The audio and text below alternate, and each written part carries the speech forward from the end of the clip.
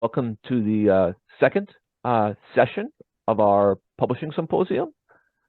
This is called Book Series, Their Rhyme and Reason. I am Danny Nasset, Editor-in-Chief at the University of Illinois Press. For this panel, I'm going to have a conversation with three series editors with whom I work on three distinct book series through specific stories about projects, workflows, and the history of these series. I hope we can demystify how series can function at university presses from a publisher's perspective, and what the relationship between an acquisitions editor and series editor, between series editors, and between authors and series editors might look like. We'll take questions throughout. Please type them into the Q&A feature at the bottom of your Zoom screen. And I hope to have a little time at the end for additional questions as well. With that, I will turn to introductions. First, Dan Schiller is Professor Emeritus of Information Science and Communication at the University of Illinois, Urbana-Champaign. He is the author of numerous books, including the just published Crossed Wires, The Conflicted History of U.S. Telecommunication from the Post Office to the Internet, from Oxford University Press. He is a co-editor of the Geopolitics of Information series. Jamie Schultz is a professor of kinesiology with an affiliate faculty appointment in women's gender and sexuality studies at Pennsylvania State University. An award-winning teacher and scholar, she studies issues of sex, gender, sexuality, race, and sport. And she currently serves as a co-editor of the Sport and Society series. And finally, Justice Nealon is professor and chairperson of the Department of English at Michigan State University, and he teaches in the Film Studies program. He specializes in modernism and film history, and his research includes affect theory, media theory, industrial avant-garde and experimental film, the film noir, global modernist cinemas, modern and contemporary literature, and modern design and architectural history. He is the series editor for the Contemporary Film Directors series. So thank you all for joining us. Before we dive into a discussion surrounding the purpose of book series, how they get started and change, and your role as series editors, I thought I could provide a brief description of the series you edit, just for context for our audience. First up is the Sport and Society series. This is a long-standing field-defining series with its first book published in 1991. Has a really nice range of books, from memoir to monographs, textbooks, edited collections, acquired reprints. The original editors were historians, and most of the work comes from that discipline. But increasingly, we've been moving in a more interdisciplinary direction following the growth of sports scholarship at American Studies and other meetings.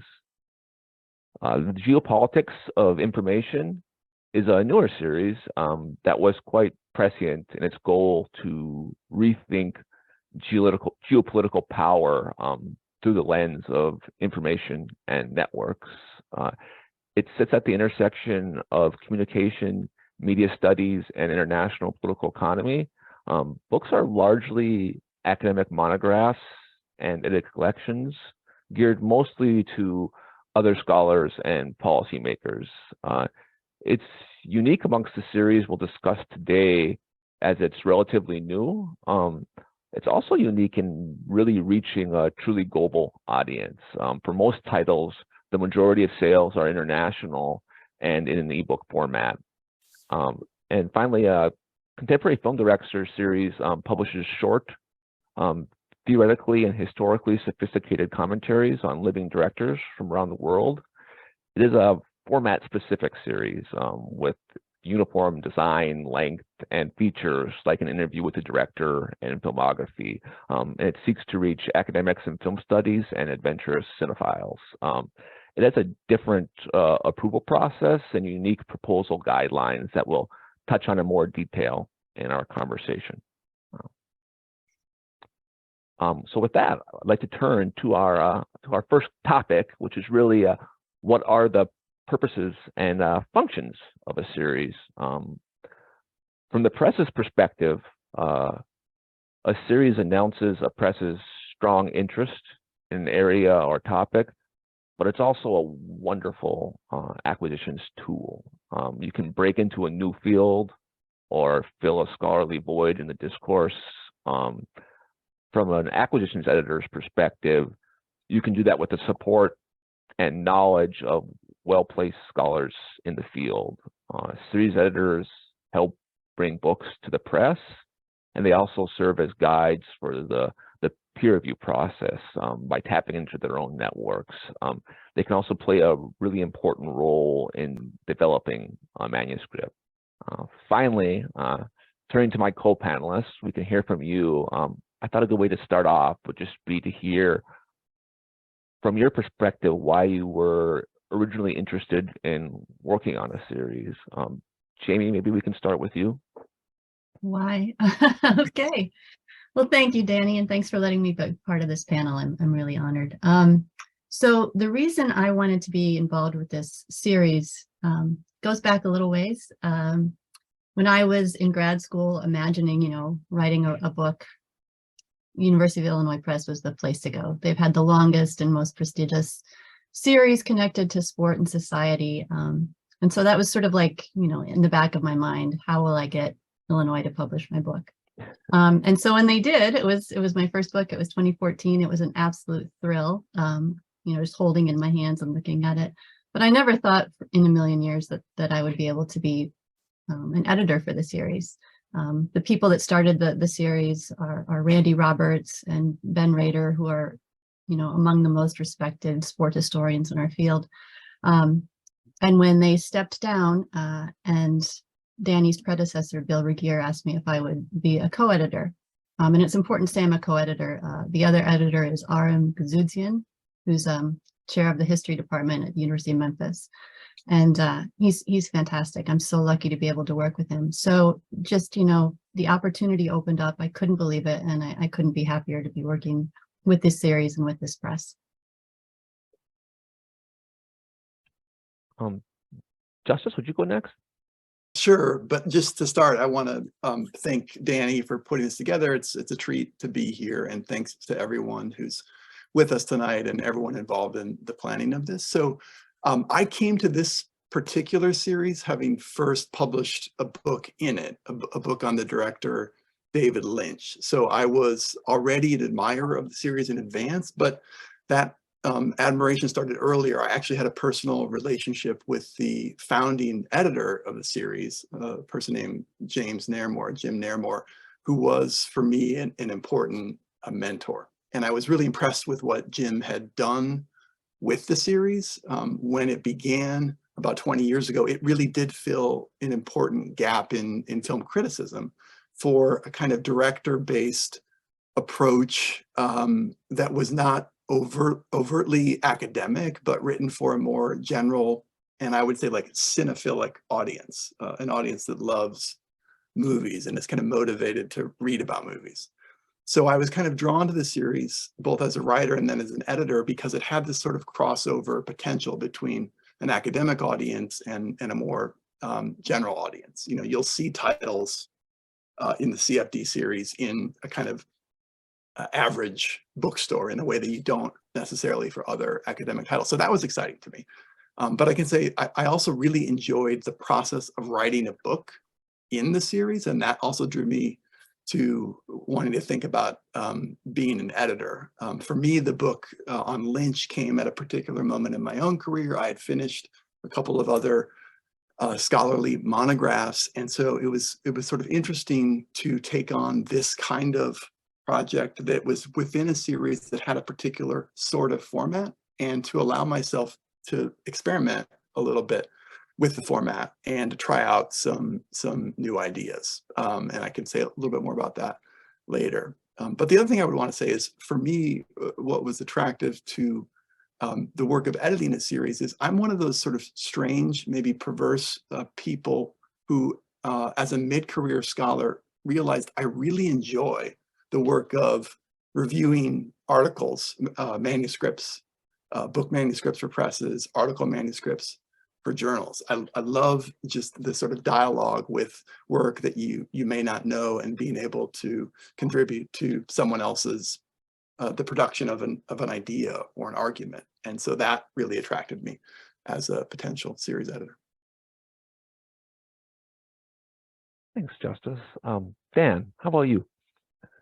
Well, the series didn't exist when we got started talking about it, and we'll talk about that in a bit. But for me, the draw was that the world was changing in dramatic and conflictual ways, and I really discerned a need to try to address some of those changes in book-length studies, if that was possible. There were, on the one hand, as everybody was commenting on at the time, and still now is, explosive developments around digital information communication technologies and digital networks as a pole of profitable growth in a system that seemed to lack such dynamism in many other traditional sectors. And on the other hand, a evident area of contention between and among states and corporations to project power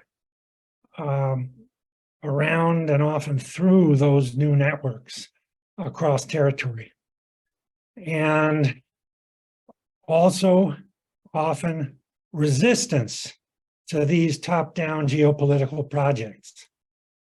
And so my hope was that we could get a book series going to address the very, very significant and under-analyzed issues that were churning the world around these developments.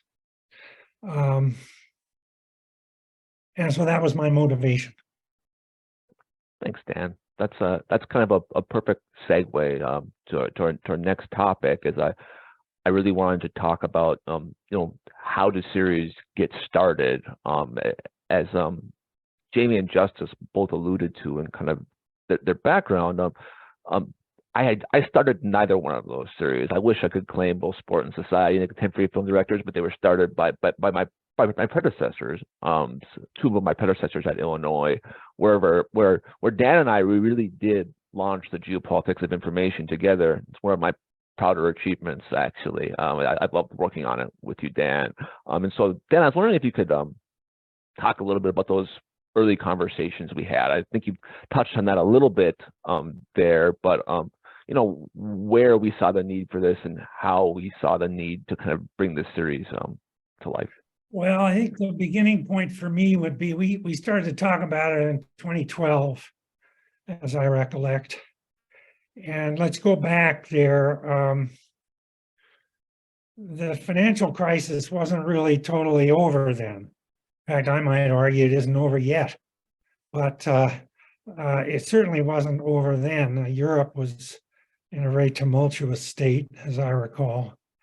And that financial crisis had put paid to many of the assumptions of free market orthodoxy that had prevailed until that time, which meant that other assumptions could also be questioned about how the world worked. At the same time, there was a lot of attention being paid to geopolitics in general as what had been, as it was often called then, a unipolar moment of U.S. primacy had faded. The U.S. was confronting, even then in 2012, an earlier phase of rivalry with China. And at that time, the wider formation that was often called the BRICS, Brazil, Russia, India, China, and South Africa, was being given a fair amount of attention. But the U.S. was no longer the sole dominant player on the global stage. So geopolitics was getting quite a bit of attention, and the financial crisis was casting into question some of the assumptions that the US had been making about how the world would work. And on the other side, the technological revolution was continuing around media, information, communications technologies, and specifically the internet. But there was very little research that was bringing all that together. The geopolitics stuff in the United States was mainly being framed in terms favored by the US foreign policy establishment. The internet and ICT research was mostly being organized in communications in particular around the subjectivities of individual users. So it'd be, hey, what do I get from using social media? What do I get from going online and enjoying various websites? There was not much that looked at structural issues, and there was even less that looked at structural issues of information technology and geopolitical terms. We wanted in this series, as we talked about it, to focus on political economic power relations and to set an agenda for researchers that reflected international rather than US domestic policy concerns. So that was our, as I remember it, you may want to chip in here yourself, Danny, but that's how I remember what we set out to try to do. Yep, absolutely. I think the conversation really started around me reading an article of yours about this, and I was a relatively new editor, and Illinois had a really strong critical communication backlist, but it wasn't doing much in the international realm, and so kind of started a conversation, and as you can tell, I could just kind of sit and listen to Dan talk about the subject forever and ever, and so I just got really excited about the possibility of this series, and so Flattery didn't hurt either. I mean, the more Danny flattered me, the more I said, "This is." The series approving a series is really similar to kind of approving a book project in some ways. You bring forward a formal proposal, you have it peer reviewed, it has to be approved by your press board and by your internal press board, and so that's what we did. But after approval, I should note that it takes a lot for a series to get off the ground. You have to go and commission those early titles and build a little pipeline before it's even going to register on the radar of potential authors. And so I think it took a while for the series to kind of get its legs underneath it. And after a few years, Dan and his co-editor, Yuxi Zhao, we met at a conference and kind of discussed the series and its direction. And I remember very, very clearly that we were a little disappointed at that point about the amount of titles we had signed and the titles that we wanted. And we used that as an opportunity to really create a more robust new description for the series, to kind of reinvigorate it and to encourage specific titles that we'd like to see the series publish. And I thought that that was a really positive direction. That I think a lot of the pipeline and published titles we've had we were born after that conversation. So even 3 years after a book series is launched, you can kind of already seek a new direction or reinvigorate it. And I think that leads well to kind of another question about book series, which is how they change over time. And in this instance, for both Jamie and Justice, they were brought on as new series editors, and bringing a new series editor is really an ideal time to talk about kind of continuity and change with a book series. And so, as Justice mentioned, I did have a working relationship with Justice. We'd worked on the David Lynch book together, at least the tail end of that book, and he he was recommended by the previous series editor, James Nairmore, as a potential successor. So Justice, maybe we could talk a little bit about, those early shifts in the series that we discussed. Sure. Yeah. I mean, I remember those conversations really well. And obviously, unlike Dan, I'm coming into the situation not really starting fresh, but but inheriting, a kind of legacy of a series that had been established and running for about a decade, and really had, been established by someone who was a senior scholar in the field, who himself had written a foundational director-based study of Orson Welles. This was a series that had a strong degree of professional visibility in film studies, which was at once something I was attracted to, but also was a little scary, for lack of a better term, because I knew that I wanted to honor, what Jim Nairmore had done with the series, but also to take it in some new directions. And Danny, you may remember that, when we've had these first conversations, I also pitched, I think, like 3 or 4 other book series, which may have been a sign of my potential anxiety about sort of the work of continuity. But I did know I wanted to bring on a co-editor, and I had a really dear colleague who's now the chair of the Department of English and director of the Cinema and Media Arts program at Vanderbilt University, Jennifer Fay, who I had recently co-written a book with, and thought it would be exciting and fun to embark on this kind of editorial adventure together. And we, as we sort of hashed out our initial conversation, said we really want to do, 2 generally different things with the series. We want to diversify the series in terms of, the directors that are represented. So diversify it in terms of geographic scope, by gender, by race, by mode of film production. So moving away from kind of canonical feature-length filmmakers, perhaps towards more documentary or avant-garde or experimental filmmakers. So when we started the series, I think there were maybe 35 books in the series. And of those 35, there were 3 women directors, 3 of 35. So we wanted to make, some headway there. There was not a Black director in the series. We wanted to do something about that. So there was that. But maybe beyond that, more sort of conceptually, we wanted to push against the frame of the series in the first place, which is organized around the name of a director.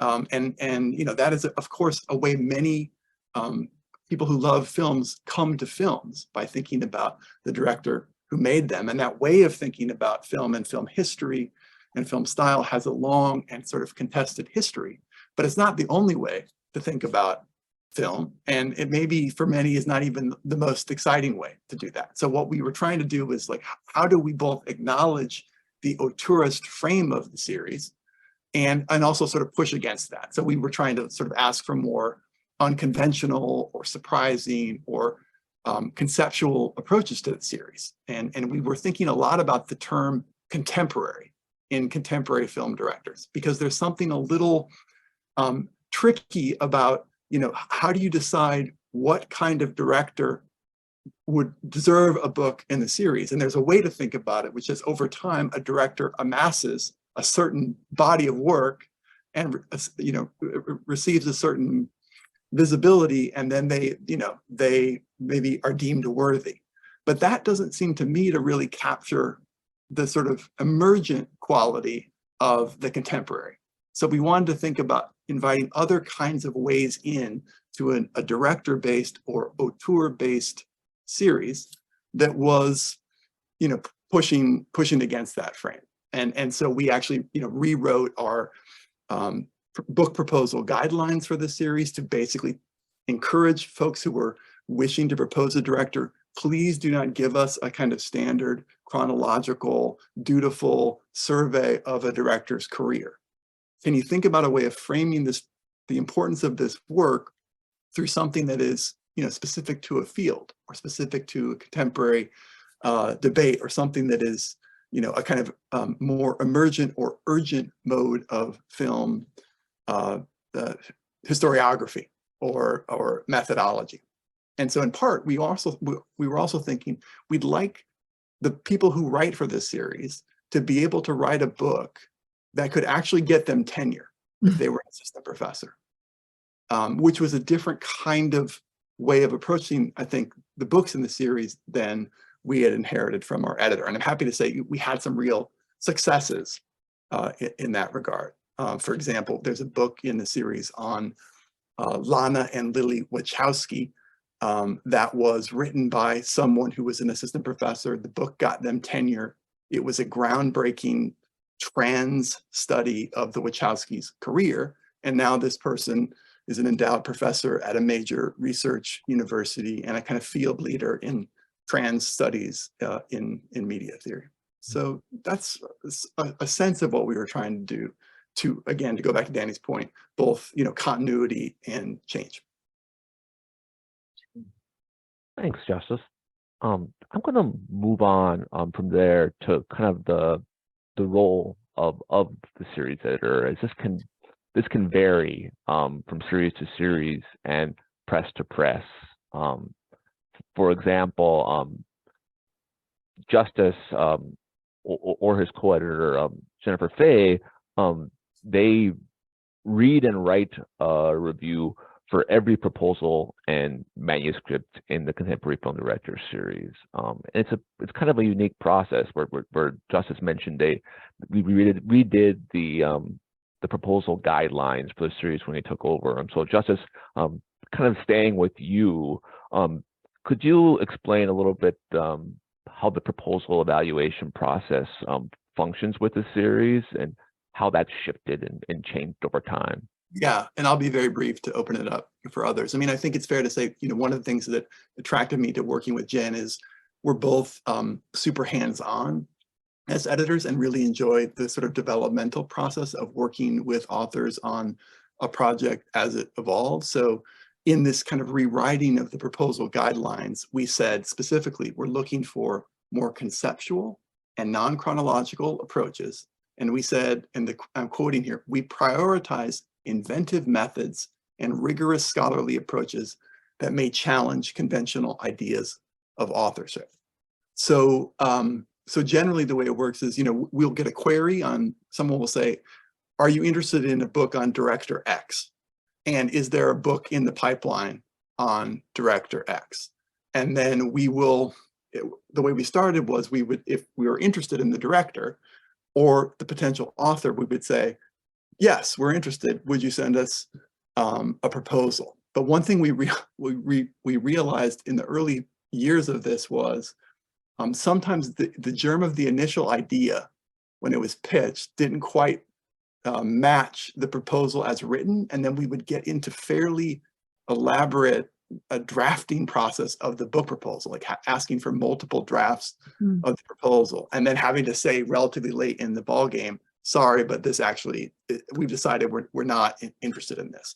So what we've moved to now is, if even before we ask for a formal proposal, if we don't know the person who's proposed this, we'll just say, can you give us a paragraph long pitch?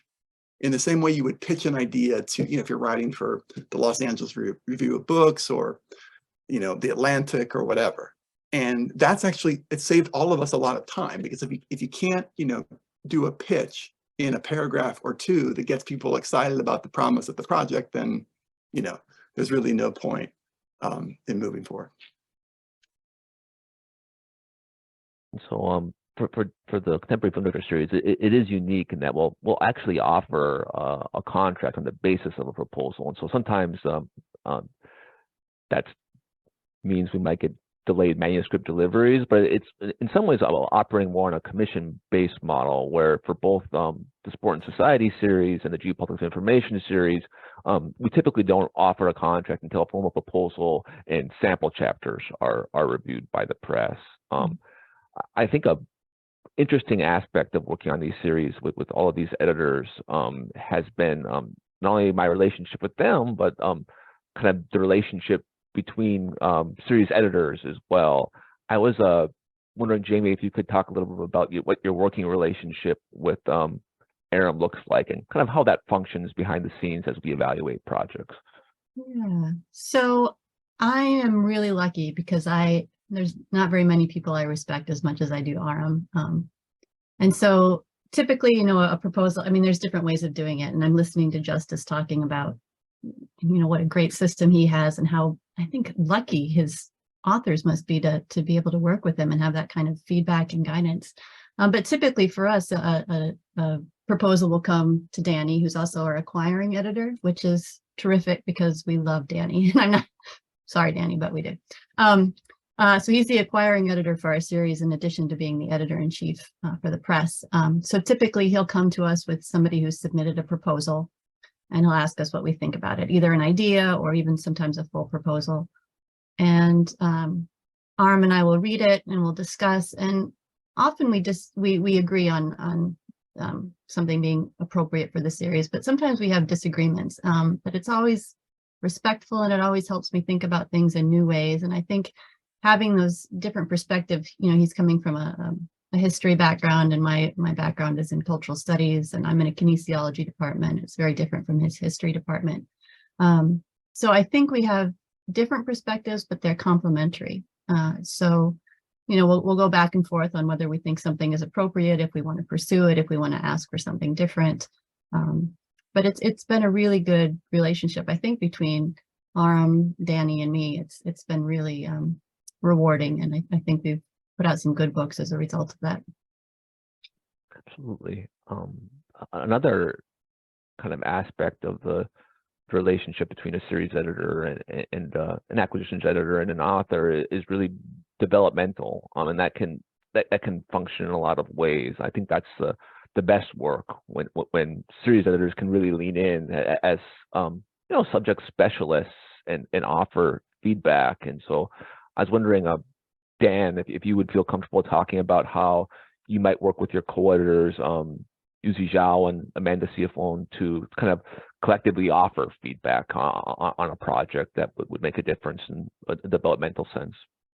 Yeah, I have an example for that. We have a very, I would say, collaborative relationship, more or less the way other editors have described in their series, but with some different features, I suppose. My co-editors, one is at Illinois, Amanda Ciafone is at Illinois, where I used to be, but I'm retired and working, it seems like, harder than before. And the other co-editor is Yuzi Zhao, who's now based in China. So we have difficulties of coordination across distance, but with electronics, it's not too bad. And we work collaboratively on anything that's significant. And I think it's fair to say that we need and generally have consensus on anything that's significant. And that includes with you, Danny. I mean, we don't proceed if we don't have consensus. And that goes to development. So we had a proposal from an author who I had been interested in because of a previous book that she had done that I was extremely impressed with. And I wanted her to essentially do a follow-up study on that book, which had appeared probably 18 years ago. And I thought she could kind of update that book for us. And as authors go, I mean, authors have their own minds, and she wasn't interested in updating that book. And so she proposed something that seemed relevant for us, but it was ambitious, which is good, and took a really very different direction. The proposal was not fully fleshed out.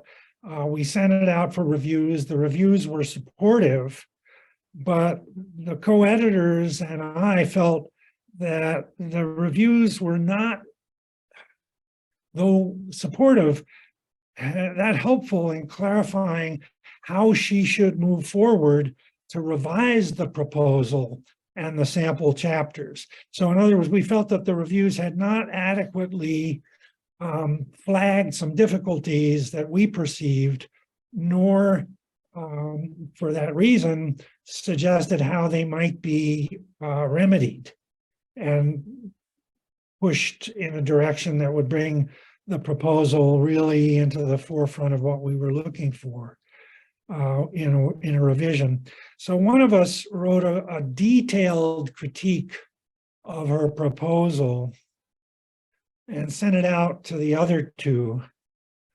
And the second co-editor revised it top to bottom and sent it out again, the critique. And then the third supplemented the revised critique with some questions, which the first editor integrated. And then on that basis, we sent out this shared text to you, Danny, and asked you what you thought. And we sent out then this joint text. You sent it out to the author, and she addressed all of our concern in an extremely non-defensive way. I was incredibly impressed by her response. If I'd received that critique, I probably would have walked my tail between my legs into a corner somewhere. But she was terrific. I think it was a very valuable process, mainly because of her response, I suppose. And it ended up typifying our, I think, the best of what we have been able to do. So she's going to get back to us probably in a year with what's already been a very arduous process. I mean, how long has it been since we've had her initial proposal? Probably 2 or 3 years. Yeah, and I mean, if you go back further, we probably first reached out to her was probably 6 years ago. It just shows the gestation of a good book project, how long it really takes. You know, it's such a long time. But this is a perfect example of why series editors can be amazing. You know, like I could never have offered that kind of detailed feedback, and it really allowed the author to get, you know, these peer reviews that were kind of underwhelming in some ways, to be honest. They didn't hit it, and I think the series editors really dove in a more substantive way, and not only gave specific feedback on the proposal, but gave a path forward to publication. Now we know what that manuscript is going to look like, and the author has a clear plan moving forward. So I think that developmental aspect of working in a series is really underrated. I also think, one thing, now that you've said it's 6 years, I want to be very clear that as far as I'm aware, there's no other project with us that has taken 6 years. So any would-be authors in the audience, this is extremely unusual. This is really exceptional. Yeah, thanks, Dan, for that. I think kind of a related topic about the role of a series editor that's also underrated is just suggesting peer reviewers. You know, I have my network and I know people in the field, but I'm not a subject expert. And you know, getting those suggestions from editors can be wonderful. I often receive compliments from authors in all of these series about how good a job we did finding the right readers for the project, and that can make all the difference in the world. I also think an important role series editors play in series is you know, identifying projects and commissioning titles. Jamie alluded to earlier our work with Kohler Aram, and he's brought some really unique projects to the series. For example, you know, before Colin Kaepernick even took a knee, Aram was talking about how he wanted to teach The Revolt of the Black Athlete, but it was impossible to find copies for his students. And so Harry Edwards had actually blurbed one of his books. Yeah, awesome. And Aram made an introduction, and we reached out to Harry Edwards, and we were able to kind of sign his book and bring out the acquired reprint as the 50th anniversary edition of The Revolt of the Black Athlete. And it's just been a wonderful book for our list. More recently, Aram was doing research in the archives. He's working on a book on you know, mid-century sports writers, and he came across this unpublished manuscript from Stan Isaacs, which is really well written, and kind of brought it to our attention and said we should publish this. And he did the work of kind of writing an introduction and kind of the line editing, and now we're going to bring out this memoir as part of the series as well. I know, Justice, you and Jan have had some good strategies to kind of recruit authors for the series. Would you care about talking about some of those? Sure.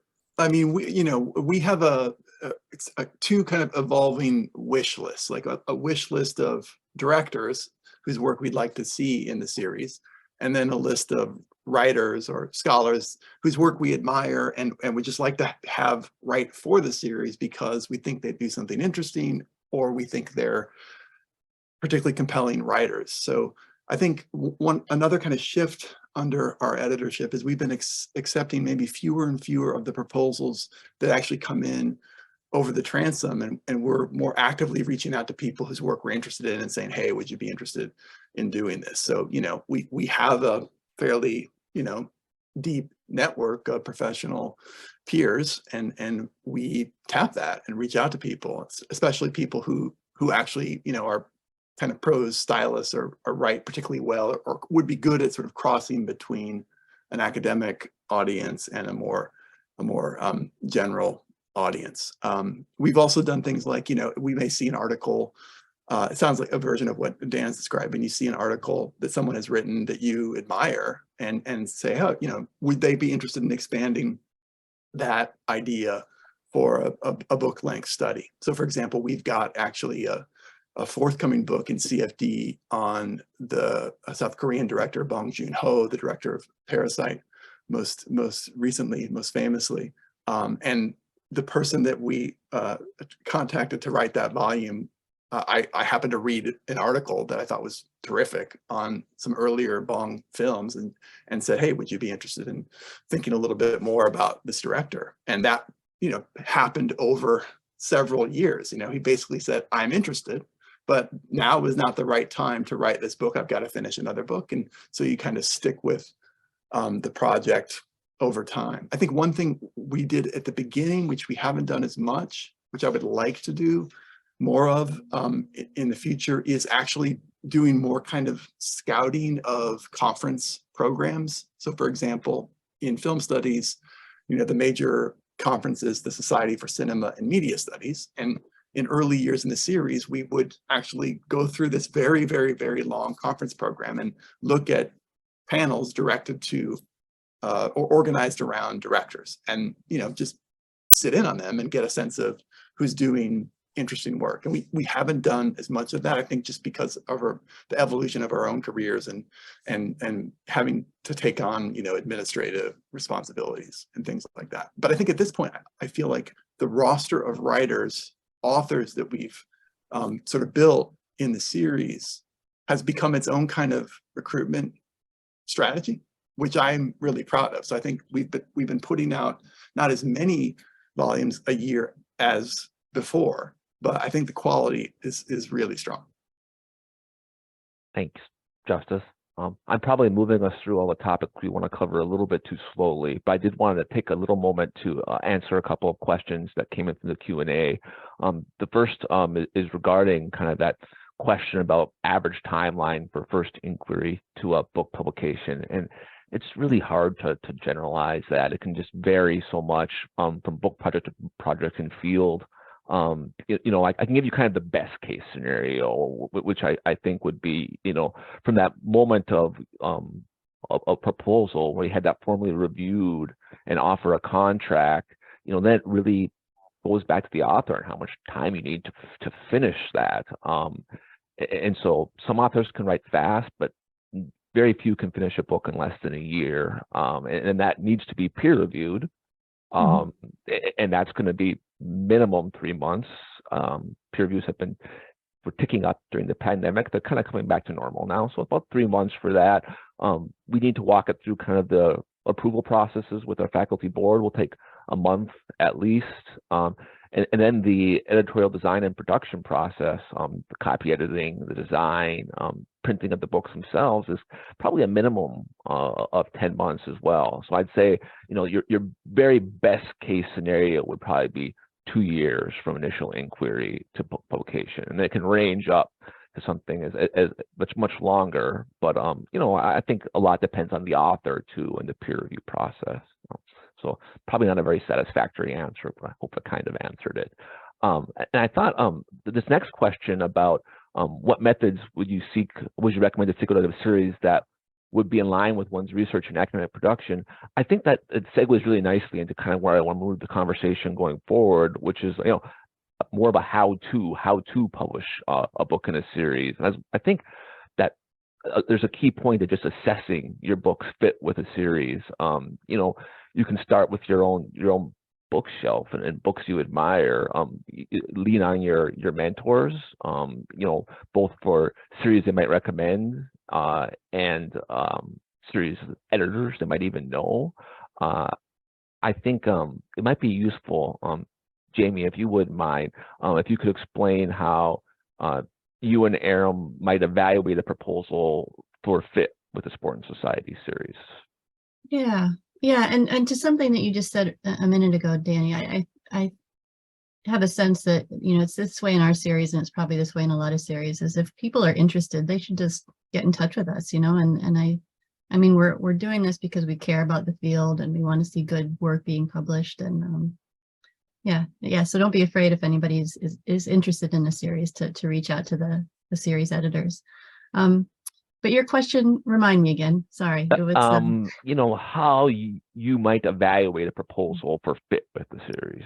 For fit, yeah. So it's funny, our series has sort of evolved a little bit over the years. I think, you know, we've been doing this for 35 years. And I think initially we were looking for historical works. But sport is different because, you know, for a long time, people didn't really take sports seriously.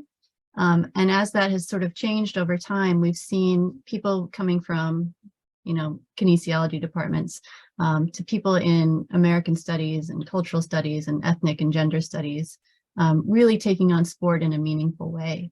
And so the tone of the series, I think, has shifted a little bit over time. We still have that really important sort of historical element to it. But the fit, you know, in answering that question and thinking about it, I sort of went through our old emails, our exchanges between Aram and Danny and me, and looked at some of the books that we decided weren't a good fit. And really, it seemed to me that the sort of overarching argument for not pursuing a particular project was if the book was sort of superficial, if it didn't sort of acknowledge the broader field, if there wasn't a lot of rigorous research attached to it, if it wasn't situated in a cultural or historical context. And I think those are the things that we're looking for, right? Sort of, you know, new ideas or new takes on old ideas, but they need to be grounded in research, have some kind of awareness of the broader field, and have, you know, situated in a cultural and historical context are the main things that we're really looking for when we think about fit for our series. That's perfect. And related kind of on this more practical how to publish in a book series, I think Jamie touched on a really good point about, you know, reaching out to an acquisitions editor or a series editor. You know, I think in the run-up, it's great to reach out to series editors informally.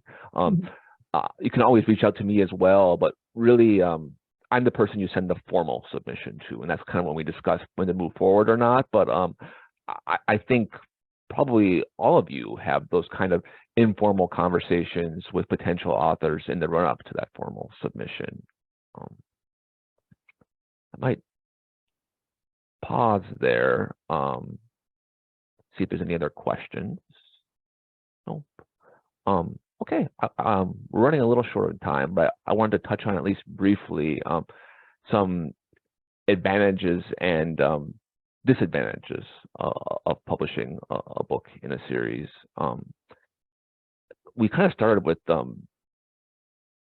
Jamie and Justice noting that both of them published in the series they edit before they took on the role of series editor. So I was wondering if I could turn that question to you and kind of ask you to think about, look back at your role as an author and kind of what you saw as the benefits of publishing in the series when you first submitted those projects. Go ahead, Justice. Well, yeah, okay. I mean, I think of a series in a way as a kind of, for lack of a better term, as a kind of a brand, Yeah.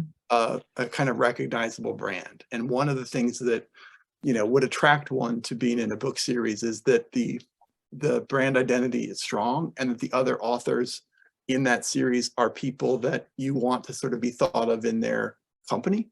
And, you know, in the case of CFD, Contemporary Film Directors, it's a kind of, you know, meta brand, because it's a series organized itself around the brand identity that is the auteur. So I was attracted to that. I think in film studies in particular, you know, there's a particular visibility to this series in certain kinds of institutional spaces. So I mentioned a little bit, you know, the crossover potential that books in this series have. But if you were to go to a Barnes and Noble, and the bookshelves are organized, you know, brick and mortar store, and the bookshelves are organized film and media studies, that you will have a section on directors, and the chances are that there will be some books from CFD there. But I also love, you know, going to major, you know, like the British Film Institute bookstore at the National Film Library in London, and seeing CFD well represented.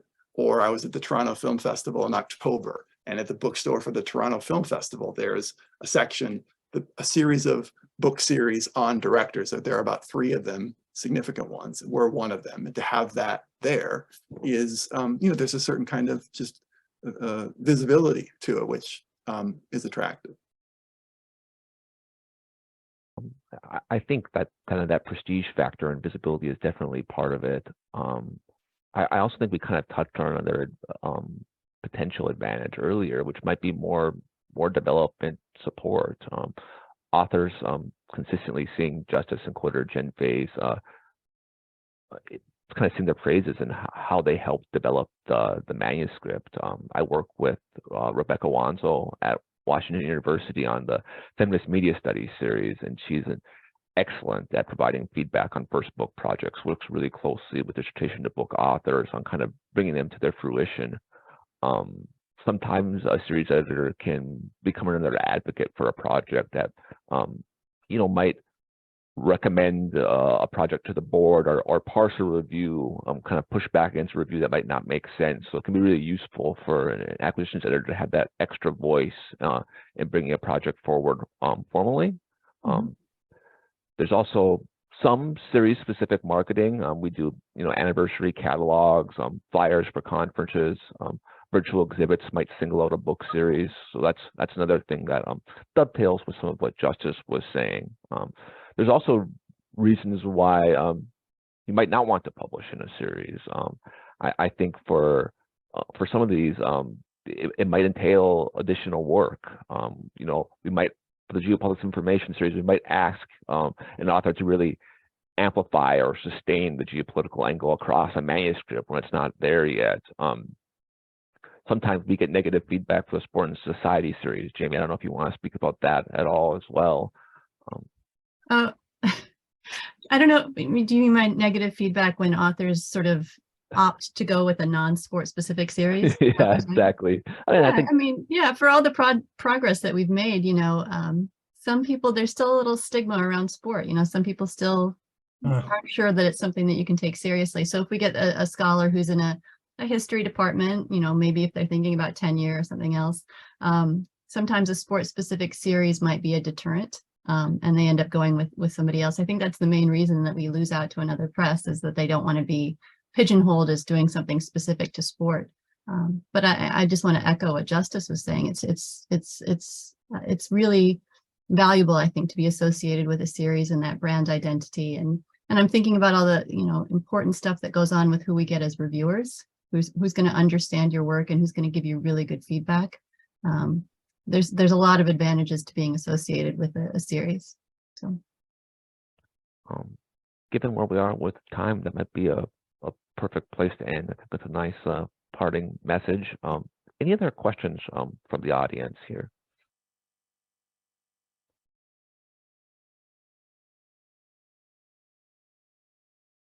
I'll give you a few seconds more to type into the Q&A. We should say too, Danny, that people should feel free to reach out to us via For sure. email. If they have questions, we're happy to, I'm sure we'd all be happy to answer additional questions. Yes. Okay. Thanks everyone. Jamie, Justice, Dan, thanks so much for your time. It's always a Thank you. pleasure. Yeah. Great to do it. Thank you.